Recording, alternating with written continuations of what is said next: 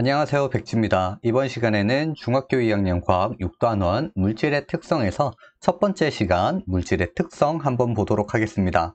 먼저 순물질과 혼합물입니다. 순물질이라는 것은 한 종류의 물질로만 이루어진 상태라고 보시면 되고, 대표적으로 물, 금, 소금, 구리 등이 있습니다.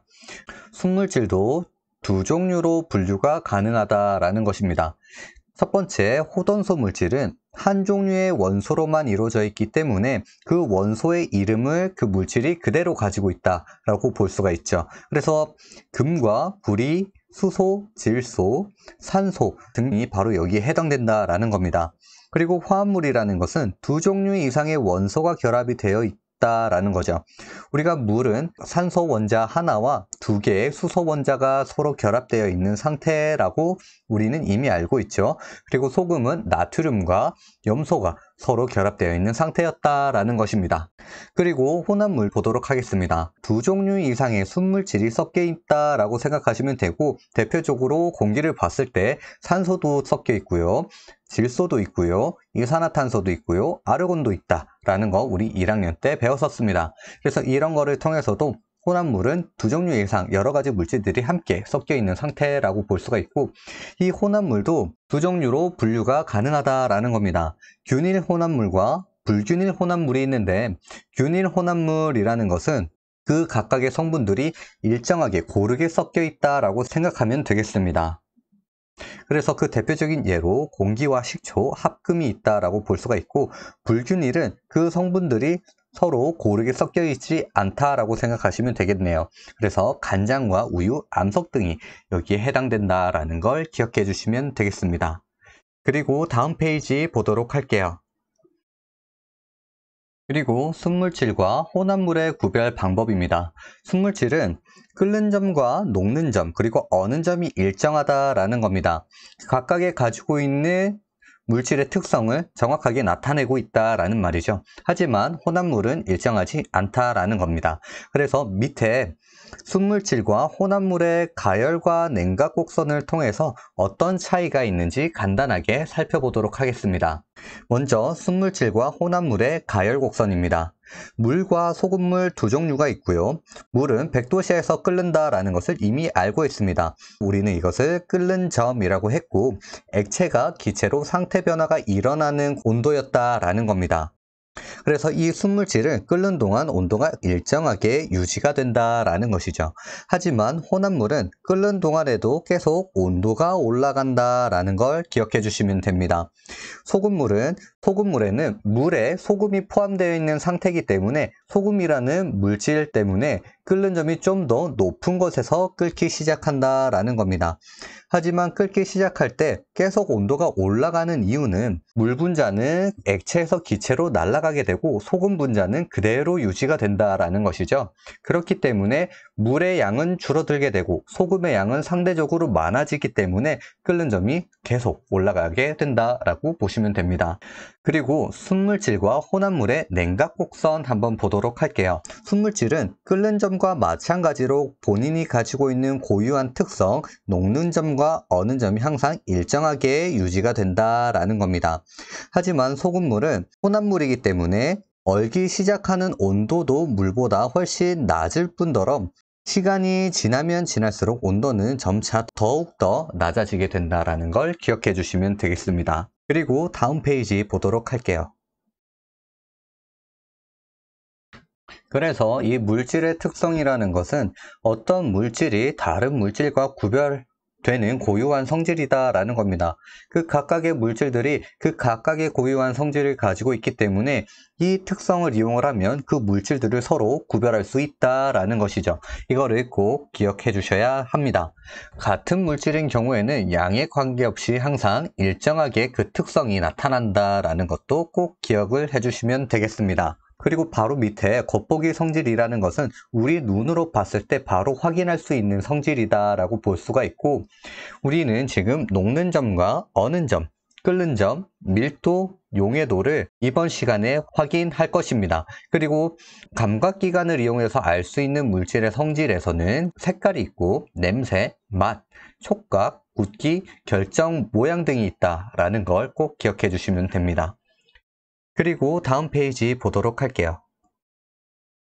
그래서 끓는 점과 녹는 점, 어는 점입니다. 우리 끓는 점이라는 것은 액체가 끓어서 기체가 되는 상태 변화가 일어날 때 그 동안에 일정하게 유지되는 온도였다라는 거 기억하고 계시죠? 이 끓는 점이라는 것은 각 물질의 종류에 따라 다르게 나타나고 또 그 물질들이 같을 때는 그 양에 관계없이 항상 일정하게 나타난다라는 거 기억해 주시면 되겠습니다. 그럼 끓는 점 차이가 왜 나타나느냐? 물질의 분자 간 서로 끌어당기는 힘이 다르기 때문이다 라는 것입니다. 그래서 바로 밑에 에탄올과 메탄올이라는 서로 다른 물질들이 있습니다. 메탄올은 약 60도 이상의 온도에서 메탄올이 끓기 시작하고요. 에탄올은 그보다 더 높은 온도에서 끓기 시작한다라는 걸 보시면 되겠습니다. 둘 다 끓는 점이 일정하게 나타나고 있기 때문에 순물질이다라는 거 생각해 주시면 되겠습니다.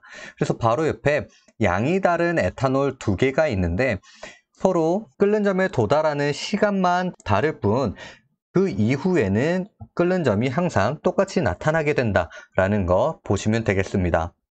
그리고 이 끓는 점에 영향을 주는 것이 하나가 있는데 그게 바로 압력입니다. 외부 압력이 높아지면 끓는 점은 높아지게 되고 외부 압력이 낮아지면 끓는 점은 낮아지게 된다라는 거 꼭 기억해 주시면 됩니다.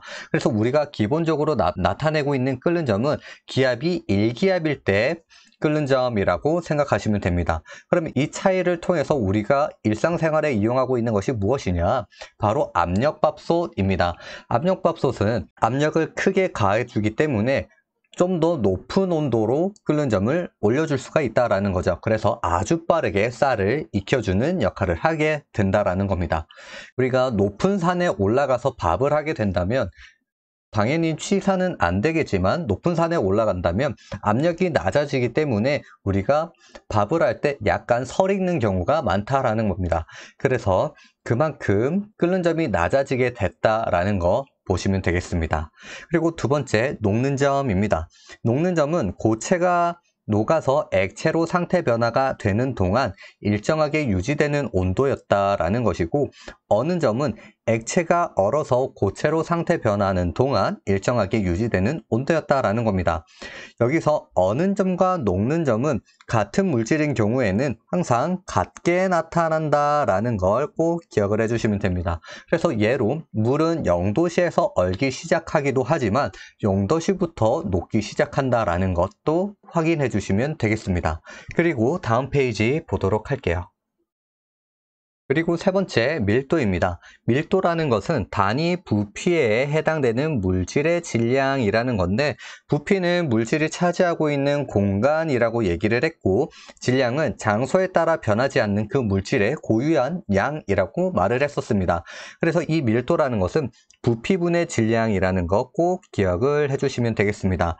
여기 부피는 실린더나 피펫 등을 이용하기 때문에 세제곱 센티미터, 세제곱미터, 밀리리터, 리터로 표현을 하게 되고 질량은 밀리그램, 그램, 킬로그램이라고 확인을 해주면 되겠습니다. 그리고 물질의 상태에 따라 밀도의 차이가 나타나게 되는데 이 대부분은 고체, 액체, 기체 순으로 부피가 커지게 되죠. 부피가 커진다라는 것은 분모가 커짐으로써 고유한 질량값은 일정하게 되겠죠. 그래서 밀도는 낮아지게 된다라는 것입니다. 그래서 그 반대로 밀도는 고체가 가장 크고 그 다음 액체, 기체 순이다라는 거 기억해 주시면 되겠습니다. 그리고 다음 페이지 보도록 할게요. 그래서 밀도에 영향을 주는 것들이 무엇이 있는지 한번 보도록 할게요. 우리 앞에서 밀도라는 것은 부피분의 질량이라고 했습니다. 질량은 어떤 물질이 가지고 있는 고유한 양이기 때문에 변화가 없다라는 거죠. 그러면 밀도가 변화가 일어나기 위해서는 무엇이 변해야 되냐? 바로 부피가 변해야 된다라는 겁니다. 그럼 부피를 변화시키는 요인이 바로 밀도를 변화시키는 요인에 해당된다라고 보시면 되겠습니다. 그래서 고체와 액체, 기체의 세 가지 상태 한번 보도록 할게요. 고체와 액체의 온도와 압력 변화입니다. 온도는 높아지면 부피가 약간 증가하게 되겠죠. 그래서 밀도도 어느 정도 약간 감소하게 되는 것을 알 수가 있습니다. 고체와 액체에서 압력을 가해도 그 줄어들 수 있는 공간이 부족하다라고 얘기를 했죠. 그렇기 때문에 부피의 변화가 거의 없어서 밀도의 변화도 거의 없다 라는 것을 기억해 주시면 됩니다. 그러면 기체는 어떻게 되냐? 온도를 올려주면 부피가 크게 증가한다 라는 것을 우리가 이미 알고 있죠. 그렇기 때문에 밀도는 크게 감소하게 되고, 압력은 기체 분자들 사이의 거리가 멀고 그만큼 빈 공간이 많기 때문에 압력을 가해주면 부피가 크게 감소하는 것을 알고 있었습니다. 압력을 가하게 되면 밀도는 크게 증가하게 되는 것을 기억해 주시면 되겠습니다. 그래서 기체의 밀도를 표시할 때는 온도와 압력을 같이 표시해 주어야 한다라는 겁니다. 왜? 기체는 온도와 압력에 많은 변화가 나타나기 때문이다라는 것이죠. 그리고 밀도와 뜨고 가라앉음 한번 보도록 하겠습니다. 어떤 물체에 따라 밀도는 다르게 나타난다라는 거 기억을 하시면 되겠고, 그래서 우리는 기준 액체를 중간에 두고 그 액체보다 밀도가 큰 물체는 가라앉게 되고 작은 물체는 뜨게 된다라는 겁니다. 대표적으로 예로 기준을 물로 두었을 때 얼음은 물보다 밀도가 낮기 때문에 위로 뜨고요. 철은 물보다 밀도가 크기 때문에 가라앉는다라는 거 보시면 되죠. 우리 또 소금물과 물 그리고 기름을 두고 비교를 해본다면, 물을 두고 물에다가 소금물을 부어주면 그 소금물은 아래로 가라앉는 것을 확인할 수가 있습니다. 그거를 확인하기 위해서는 소금물에 또 다른 염색약을 좀 타서 확인을 해주는 게 좋겠죠. 그리고 기름은 물보다 밀도가 작기 때문에 물 위에 얇은 막으로 뜨는 것을 확인할 수가 있습니다. 그리고 다섯 번째, 뜨고 가라앉음에 어떤 것들의 예가 있는지 한번 보도록 하겠습니다. 먼저 사해입니다. 사해 들어보셨나요? 염분 농도가 일반 바다보다 훨씬 더 높기 때문에 몸이 아주 쉽게 뜨는 것을 알 수가 있습니다. 그만큼 밀도가 아주 크다라는 것을 알 수가 있는 거죠. 그리고 풍선에다가 헬륨을 넣었을 때와 우리 입으로 풍선을 불었을 때 어떻게 되느냐? 헬륨은 일반 공기보다도 밀도가 작기 때문에 위로 올라가게 되고요.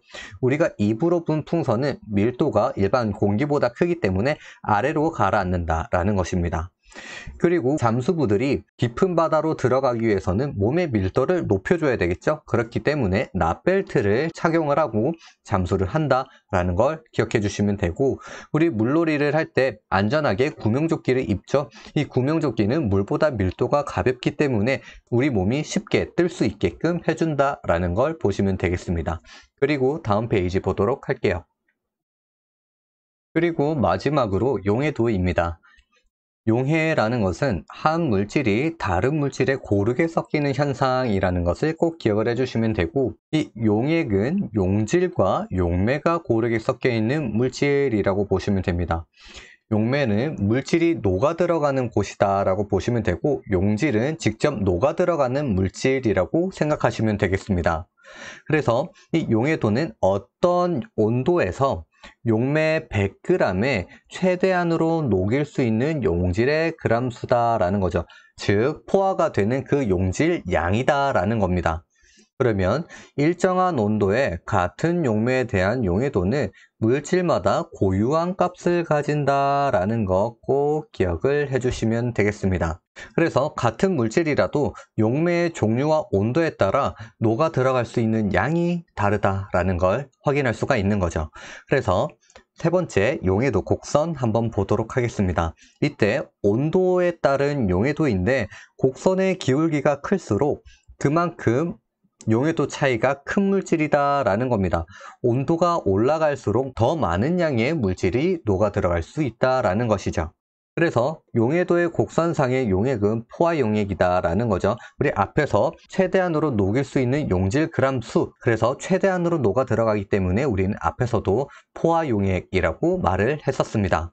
그리고 온도가 높을수록 용해도는 당연히 증가하게 되는데, 각각의 물질마다 다르게 나타나고 있는 거 확인할 수가 있습니다. 그리고 용해도 곡선을 이용을 하면 용액을 냉각시켰을 때 석출되는 용질의 양을 계산할 수 있다라는 건데, 우리 이거 어디서 많이 보지 않았나요? 바로 이슬점을 통해서 포화 수증기량이라고 얘기를 했죠. 그래서 그 포화 수증기량에서도 온도가 낮아지면 그만큼 석출되는 물의 양을 우리가 알 수 있었다라는 겁니다. 그와 마찬가지로 용액을 냉각시켰을 때 석출되는 물질의 양을 우리가 확인할 수 있다라는 것이죠. 그래서 이슬점을 확인하는 것처럼 그렇게 똑같이 봐주시면 되겠습니다.